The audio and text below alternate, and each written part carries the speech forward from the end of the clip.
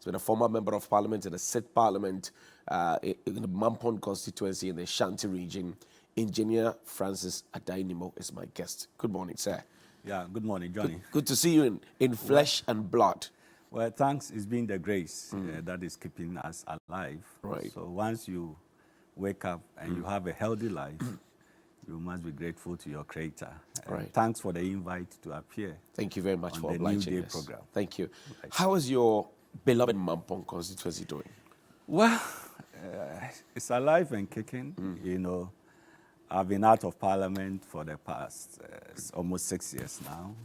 I was in Parliament the 5th and the 6th Parliament. That's right. For 8 years. So the constituents, well, they are alive and kicking. And sometimes I'm there regularly to participate in programs. I mean, family programs, party programs, and other friends programs that I'm invited to do so. So even I'm sure that next week I will be there to participate in a few programs in the constituency.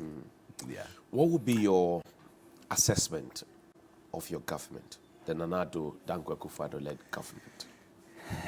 Well, I won't sit here to be an examiner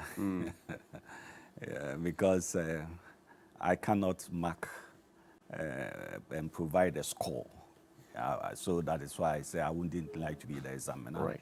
But every government has the opportunity to continue with what the previous government left off. That is why the Constitution in Chapter 6 provides that every succeeding government should endeavor to continue as far as practicable the projects and programs of the preceding government.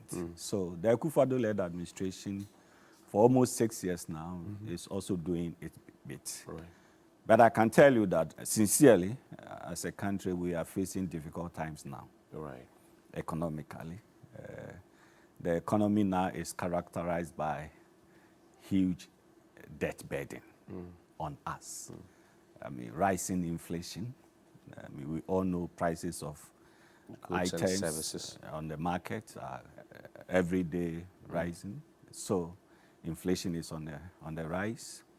Interest rates also on the rise. And so, all because of the issue of liquidity as far as the government is concerned. Yes, in the first term, some programs and projects that were pursued by the government, I mean, free SHS, one district, one factory, one warehouse, one district, one village, one dam, one constituency, $1 million. $1 million. Well, so the question now is, how sustainable were all these programs? Tell me, what did you see? You asked that some of the promises be restructured so that they could be made achievable. Were you listened to? Well, I mean, a program like One Village, One Dam is something that I maintain my position on it, that, look, we can't have a dam in every village in Ghana. Fine, it was a policy that was put out there, but the implementation could be different.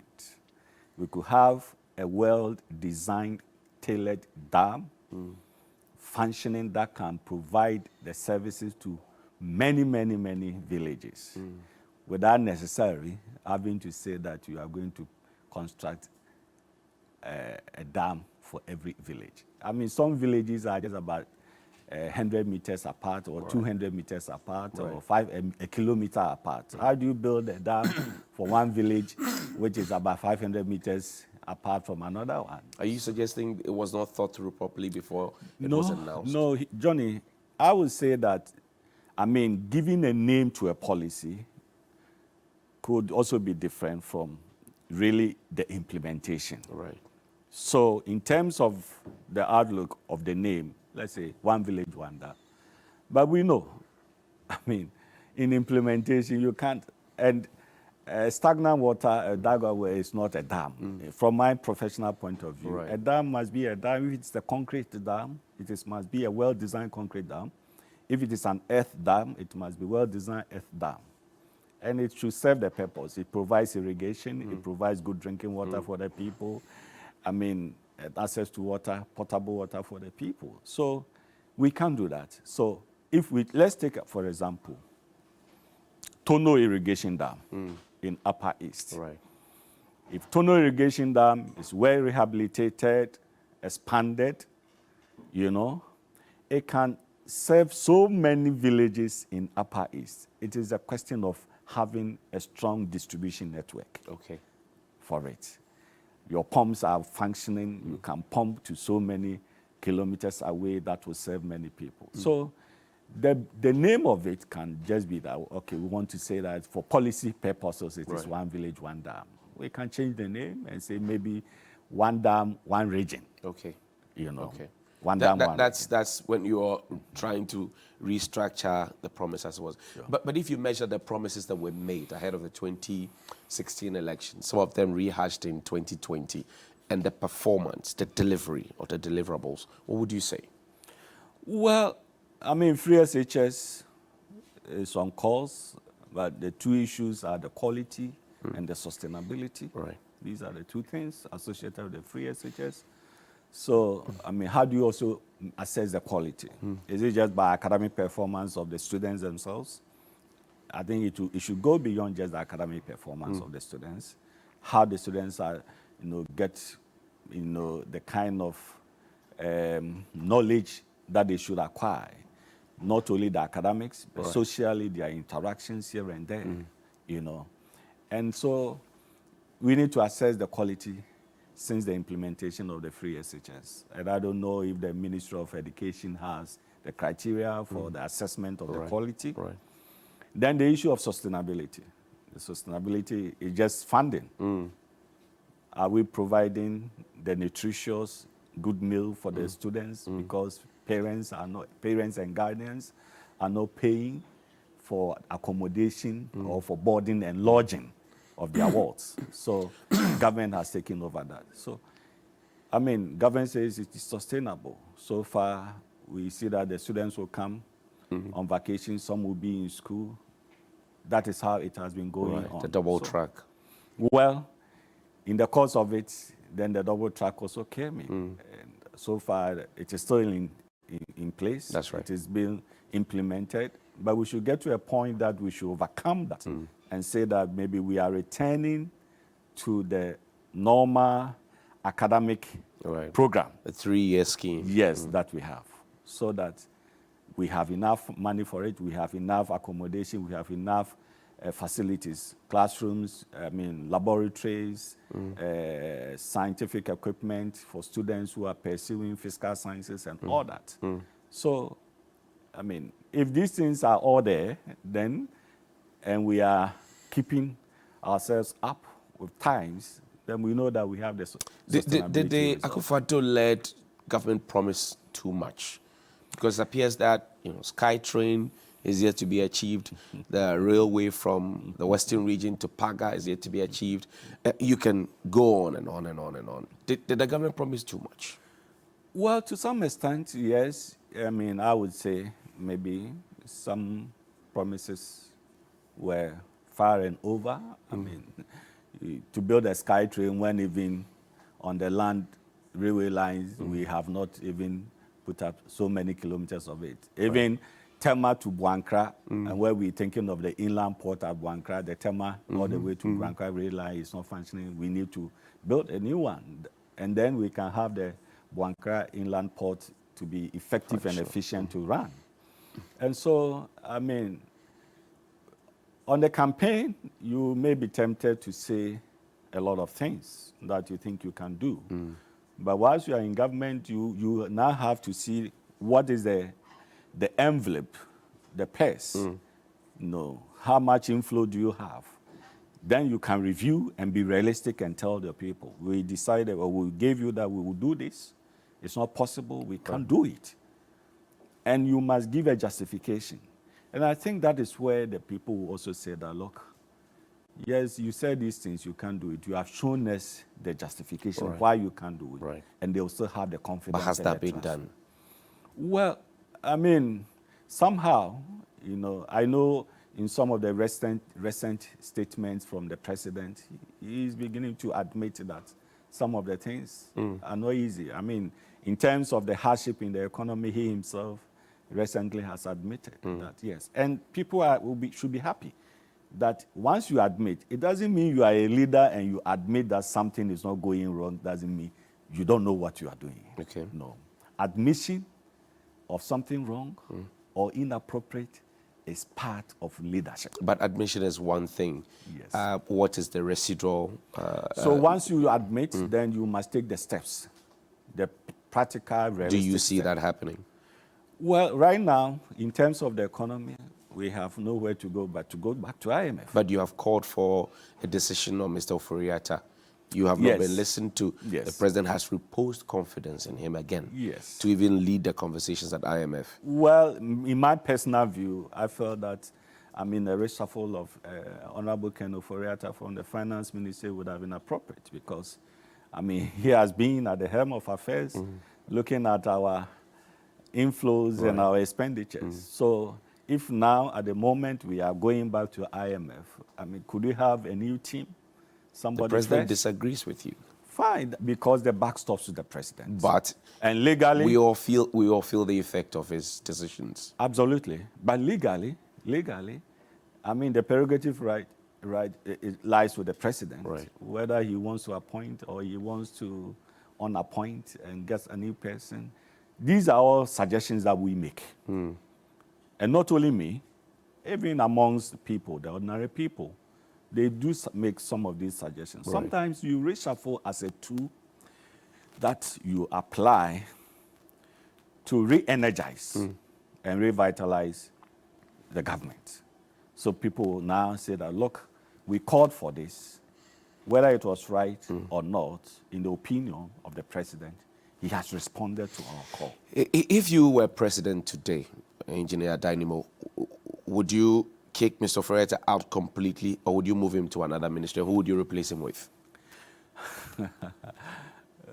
This is a very hypothetical question, Johnny. Of course, you want to be president. So. Absolutely, and I've not hidden my ambition. Right. I've never hidden my intention. Right. So, of course, I could reshuffle him to another sector. You see, Like even what? Which sector? when you have, Let's get practical. I mean, Osafo Mampong was a finance minister, fantastic. Looking at his background as a mechanical engineer and holding an MBA, I mean, at the time Osafo Mampong was a finance minister, I really enjoyed his analysis of the economic figures. But mind you, after 4 years, J. Kufuor, as president of the Republic, Right. reshuffled him. He moved him to the education ministry. So sometimes one stays at one particular position for long, it has its own. But you have not effects. answered my question, sir. But I'm coming back. Where would you move Mr. Ofori-Atta to? Well, Which I of mean, the sectors? Health, energy? Yes. Where would you move him? He has the knowledge that he can work in the health sector, he can work in the education sector. Even if it is foreign affairs, he can. I mean, he's knowledgeable. Okay. He's knowledgeable, and his knowledge should cut across all the disciplines. So I believe that this shouldn't be only finance. If it is even works and housing, he should be able to perform. And replace that. Who will replace him at the finance ministry? Oh, there are fine gentlemen Like around. You are trying to let me figure out, I'm personalities. putting but- you in the seat as president now. Yes. You have the decision to take. Well, You are moving Mr. Ofori-Atta from the finance ministry to another ministry. Who is coming to fill that gap?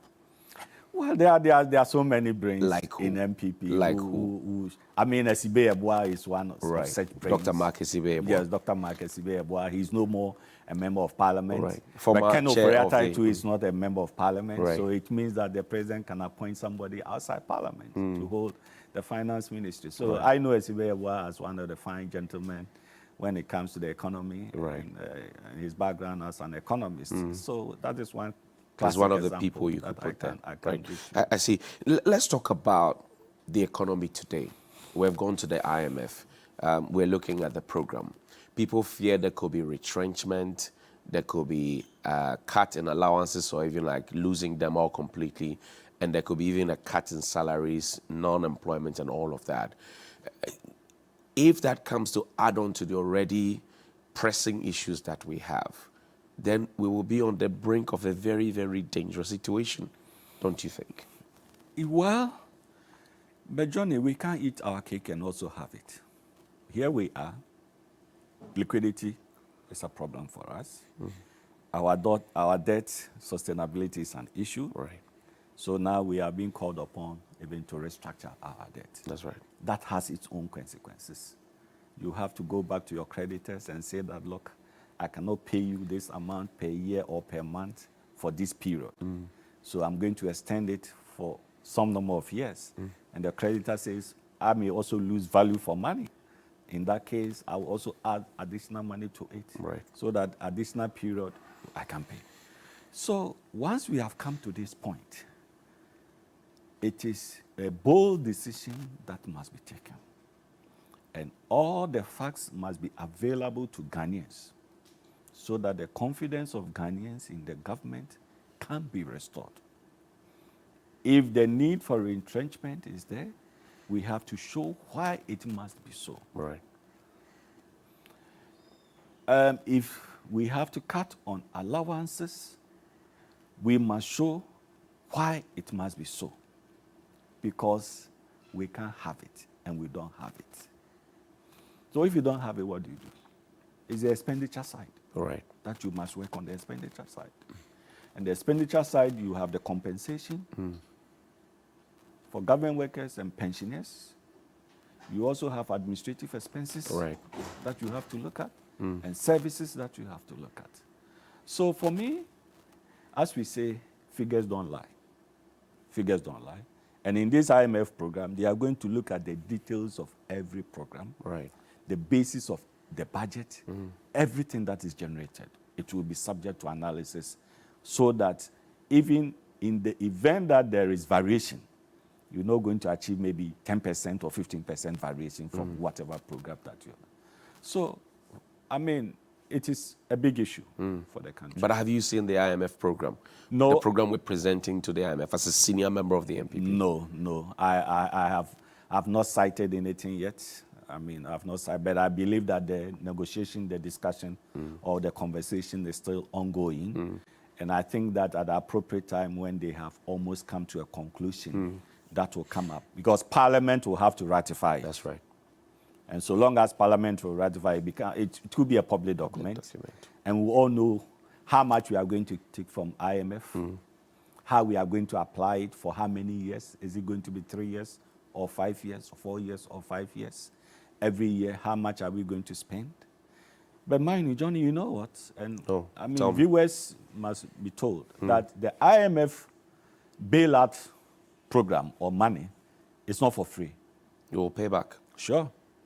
It's a soft loan.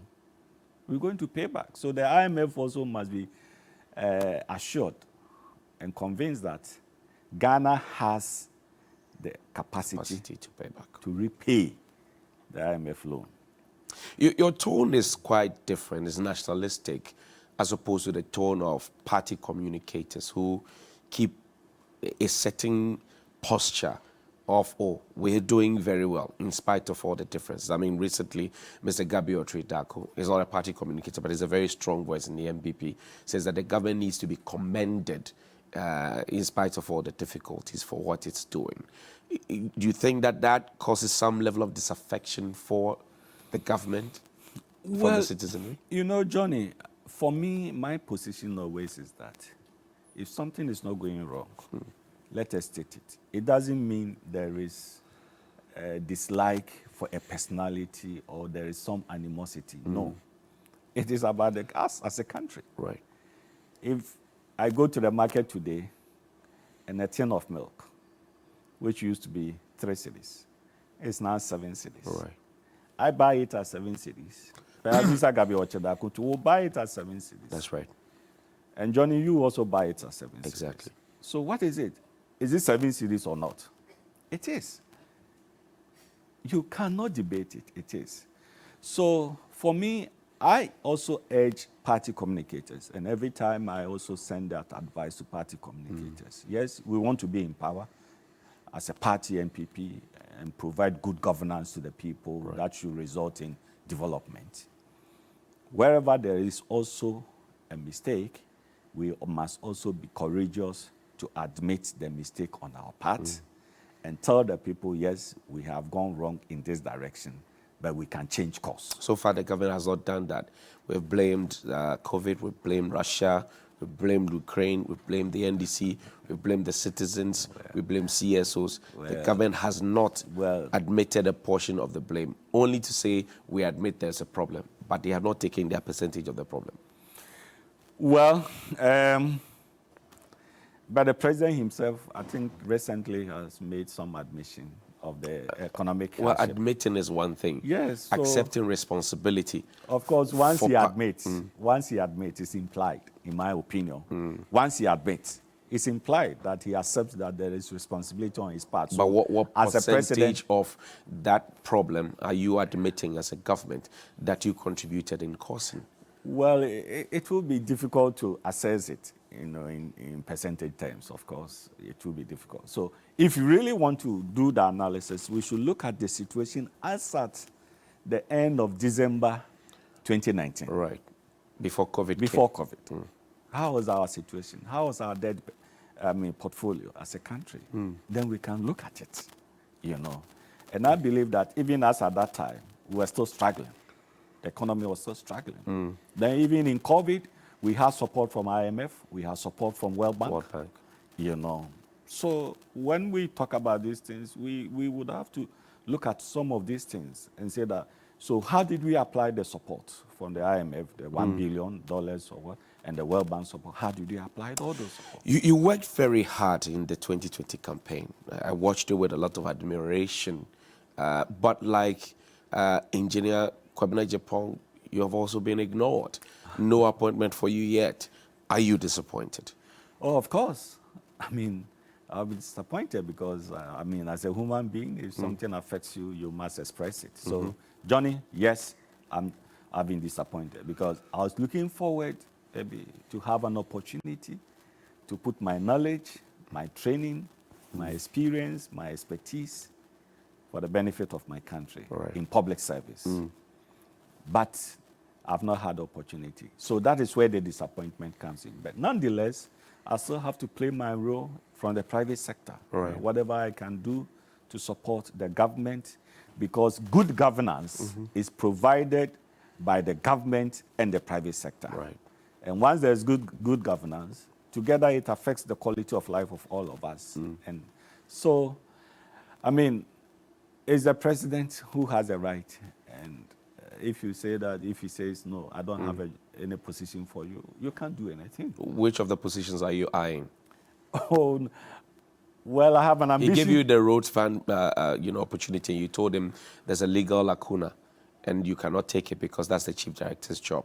Yeah, right. But beyond that, which other position are you eyeing? Well, you're an engineer, so you are not coming to the table with nothing.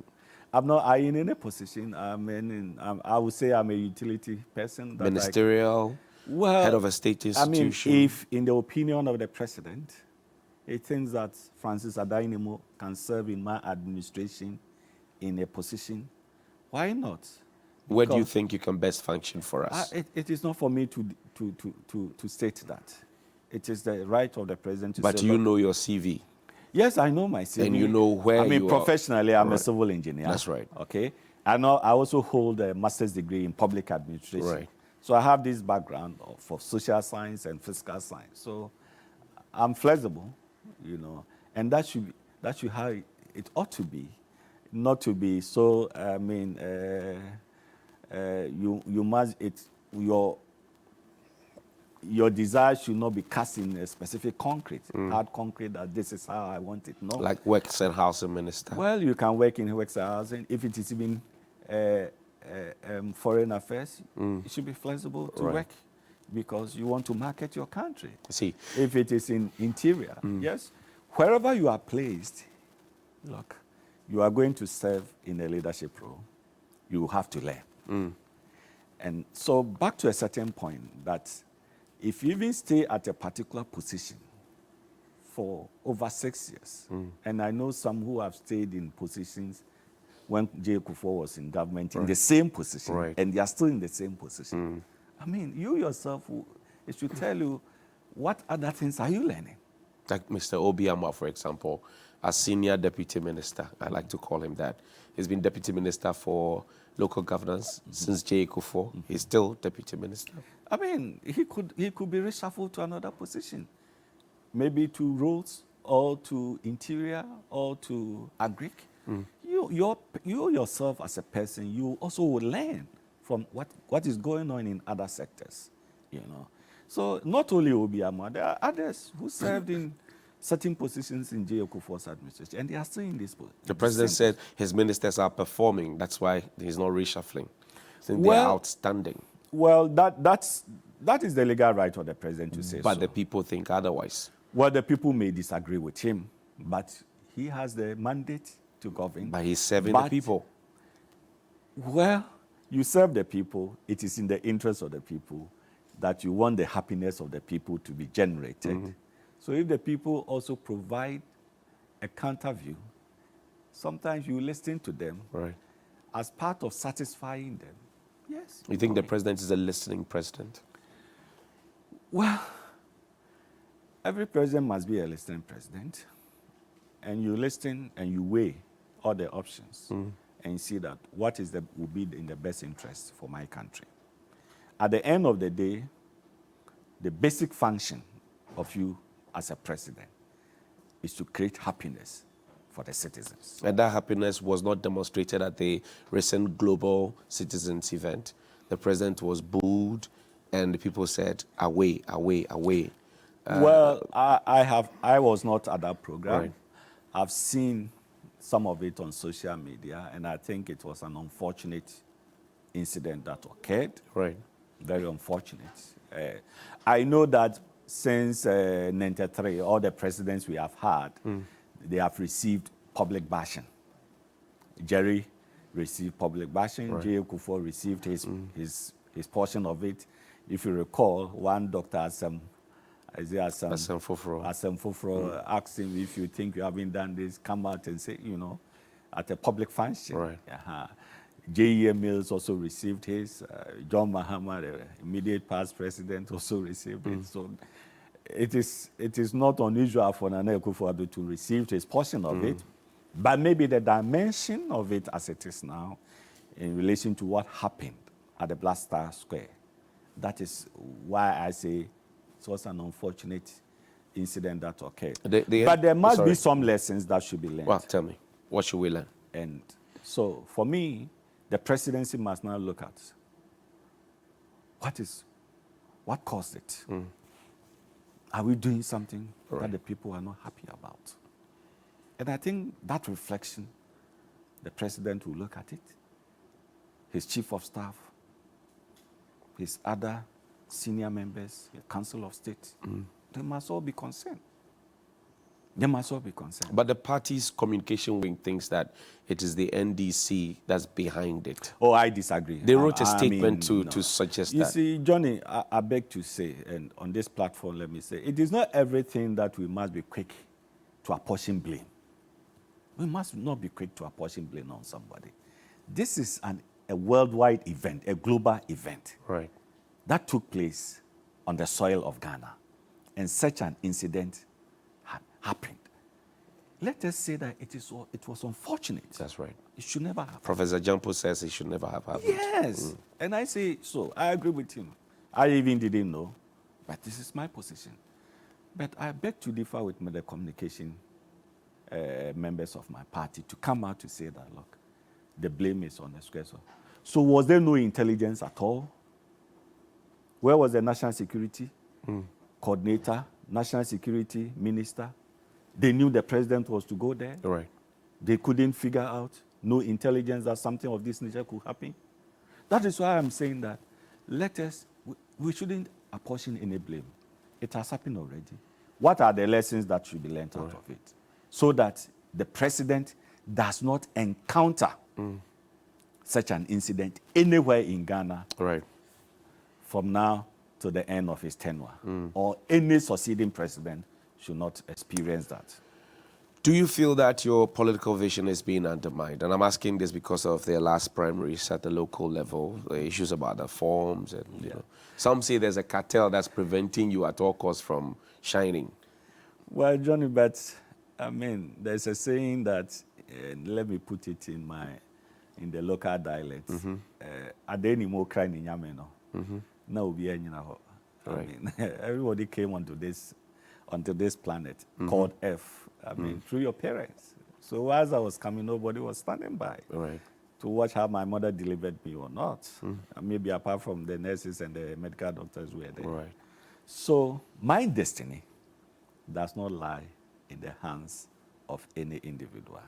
It lies in my own hands and in the hands of my Creator. But I certainly will need people to help me achieve or fulfill my destiny. So if there's a cartel, I'm afraid, I mean, it will not inure to the benefit of anybody. This is a party that we pride ourselves of men and women of substance. If you have men and women of substance, of knowledge, of repute, of experience that will provide leadership to this country, why would a cartel decide that they will want to suppress another member of the family? Why? Well, biblically, we are aware it happened to Joseph. And it also happened to David somehow. But eventually, their destinies were fulfilled in their life. So I would rather urge party members that we need to come together. Everybody has a talent, a gift, a natural talent. Maybe mine is that of leadership. And people get attracted to me. And I provide direction. I inspire. I seek the welfare of people. And so they get attracted to me. You can't take it away from me. It is something with me. It's natural. You can't take it So they can't fight it. If you want to fight it, then you want to fight nature.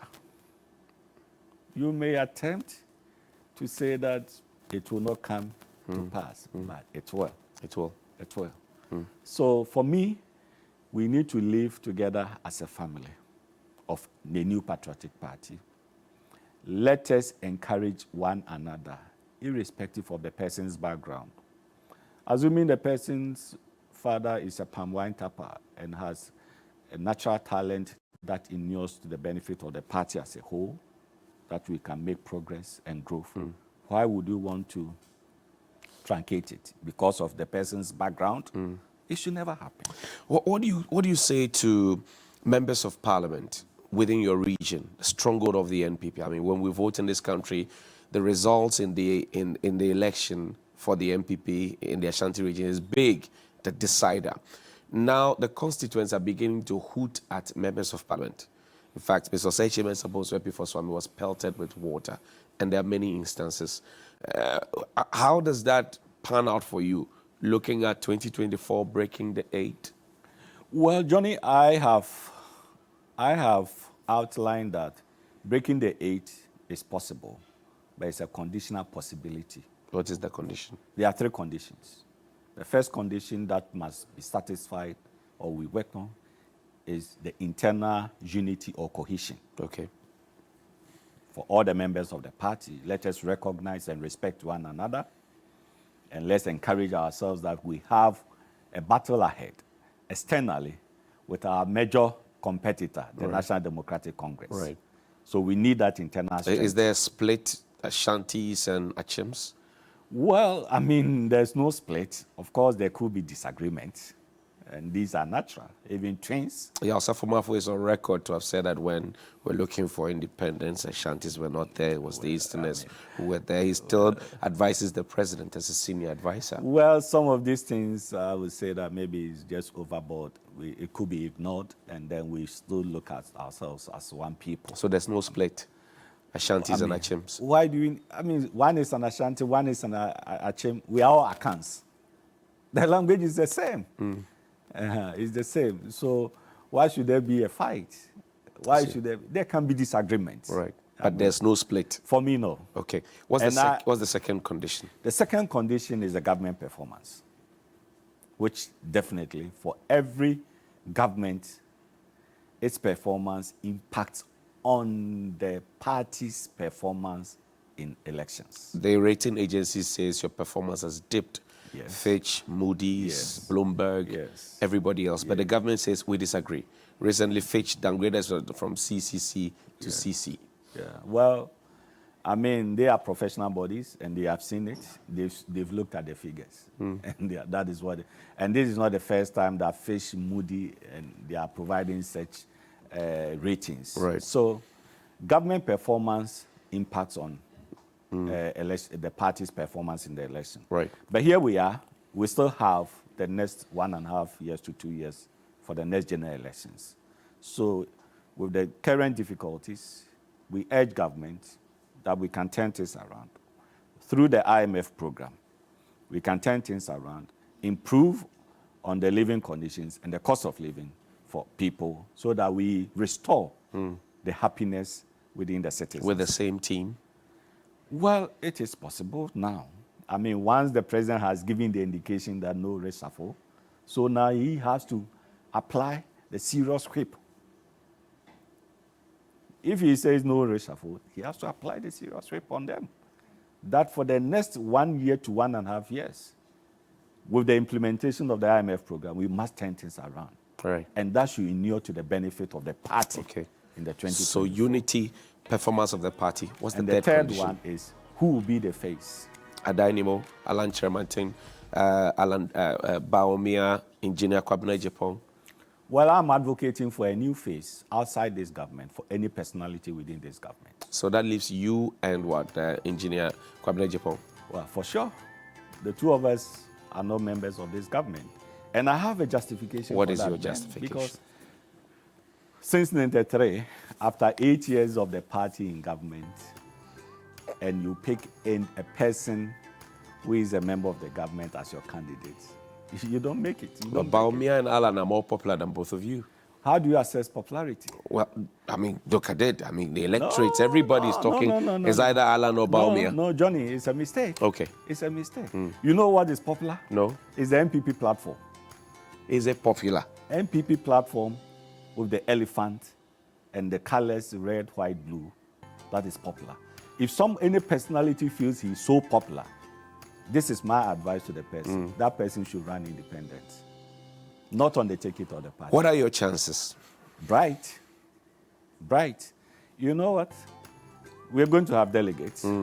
If the contestants are more than 5, the party constitution provides for special college election, Right. or the special voting. Right. And the numbers there are about 900, in the neighborhood of 900. They will vote for the first 5 in the order of votes obtained, and they will be the main people who will go for the main contest. And the main contest has electoral college of over 200,000 delegates, and they will be voting. So it is an open race ahead of us. It is an open race. The popularity issue, if Johnny, you today, you win and you are placed there, you become popular. If Nimoh wins, he becomes popular. And that is why I said it is the MPP platform which is popular. And my chances are also bright. And your current executives, my final question, your current executives, you said there will be surprises at the delegates conference, and it did happen. Sure. Your current executives, do you think that they have what it takes to help you if you become the candidate, for example, to break the 8? Yeah, they have. They have. You know what? Even the victory of General Secretary, Lawyer Justin Kodra alone, you could see the revitalization that sprang in the party. That is how people are looking for. People are looking for new face. Right. Not only in the party, but even I believe that as a country, majority of Ghanaians are looking for new face to lead this country. And you say the answer is at Nimoh. Yes. And Thank let me tell you, before I shake hands with you, Right. we need a physical science background person now to provide leadership to this country. The engineers are there, and we make it. We can turn things around. So the NDC should get an engineer too? Well, this is my advice, and this is my position. So John Mahama is a no-go? Well, I am saying that since 1993, apart from former President Rawlings, J. Kufuor, Mills, Mahama, Akufo-Addo, academically, they all have social science background. And I'm advocating for a physical science background. Should the NDC change John Mahama? Well, it's up to the NDC. Thank you. Thank you very much. Engineer Francis Nimoh has been my guest. The sports and more here on TV3 New Day. See you soon.